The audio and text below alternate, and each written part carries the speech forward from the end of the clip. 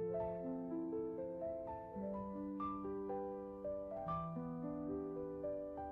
गुरुदेव।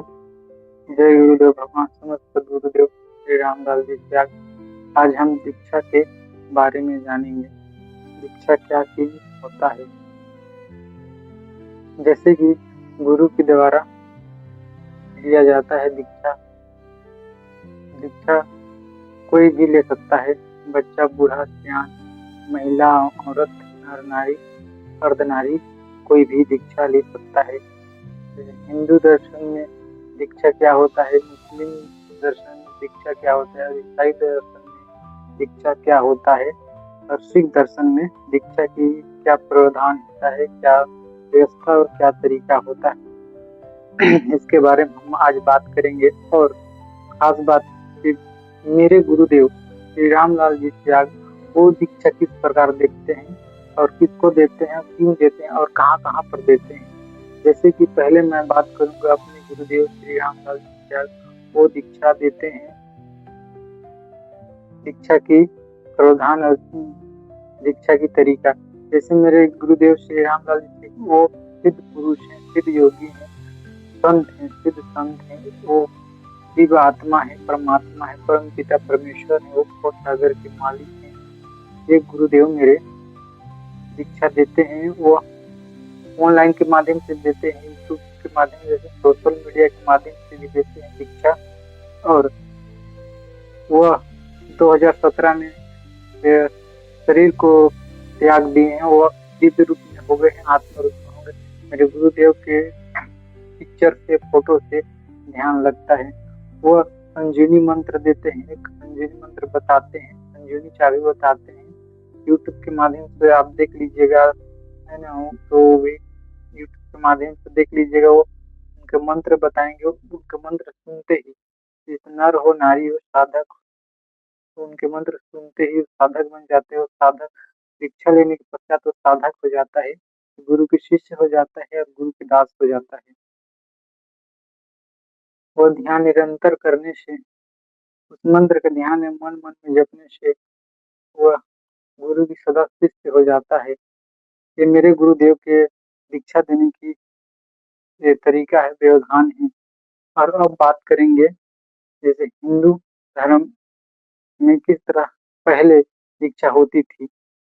पहले जैसे कि दीक्षा होती थी हिंदू और मुस्लिम, सिख और ईसाई धर्म में प्रवेश या आध्यात्मिक शुरुआती दीक्षा की पद्धति इस प्रकार है। जैसे कि हिंदू धर्म में पहले होती थी, पहले कैसे होती थी। जैसे हिंदू धर्म में उपनयन और मंत्र दीक्षा। उपनयन संस्कार इसे कहते हैं, जैसे जनेऊ संस्कार भी उसे कहते हैं। जैसे किसी बालक को या लड़का को या नर नारी को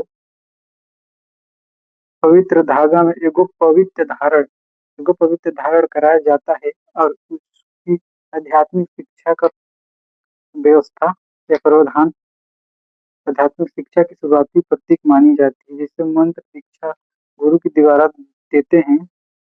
हिंदू धर्म में एक गुरु अपने शिष्य को कोई मंत्र देता है, उसे गुरु दीक्षा कहते हैं, जिसे व्यक्ति के विशेष संप्रदाय का हिस्सा मान लिया जाता था तब। अब दूसरा नंबर, जैसे कि इस्लाम धर्म में यानी कि दीक्षा की क्या व्यवस्था है, क्या प्रावधान था। जैसे कलमा कलमा होता है और वैयत। कलमा हिंदू धर्म के इतिहास में या दर्शन में मान लेते हैं कि कलमा इस्लाम में प्रवेश के लिए या दीक्षा के लिए कलमा एक शहादत, गवाही देना अल्लाह की कि अल्लाह ही एकमात्र है और मोहम्मद उसकी रसूल है। इस प्रकार के मुस्लिम दर्शन में बताया जाता है। जैसे बैयत सूफी परंपरा में एक शिष्य को मुरीद कहते हैं उर्दू में, और अपने आध्यात्मिक मार्गदर्शक को पीर कहते हैं। उसके हाथ में हाथ देकर उसके हाथ में हाथ देकर निष्ठा की शपथ लेता है, जिसे वयत कहते हैं। और इस प्रकार मुस्लिम दर्शन में दीक्षा की प्रावधान होता है। और सिख दर्शन में अमृत संचार या अमृत चखना भी कहते हैं दीक्षा को। यह सिखों की मुख्य दीक्षा पद्धति है। जैसे पंच प्यारे द्वारा लोहे के पात्र में चीनी, पतासे और जल को खंडे दुधारी तलवार से घोलकर अमृत तैयार किया जाता है। दीक्षा लेने वाला व्यक्ति खालसा कहलाता है या खालसा का हिस्सा बनता है और उससे 5 कंकार, केस, कंगा, कड़ा, कछेरा और कृपाणा धारण करना होता है। जैसे सिख दर्शन में सिख कोई सिद्ध सिख होता है, वो अपने अ, अपने तौर तरीका या अपने पोशाक से जाना जा सकता है। आप अच्छे से जान सकते हैं। जैसे ईसाई धर्म में बपतिस्मा कहते हैं। बपतिस्मा क्या होता है कि बपतिस्मा दीक्षा होती है और वह दीक्षा एक ईसाई धर्म में प्रवेश का एक प्राथमिक संस्कार होता है। या इसमें व्यक्ति को पवित्र जल में डुबाया जाता है, जल को छींटा जाता है और ईसा मसीह को साक्षी मान के उसका कोई गुरु होता है, उसे वो गुरु उस साधक को या बालक या नर नारी को कुछ मंत्र बताता है।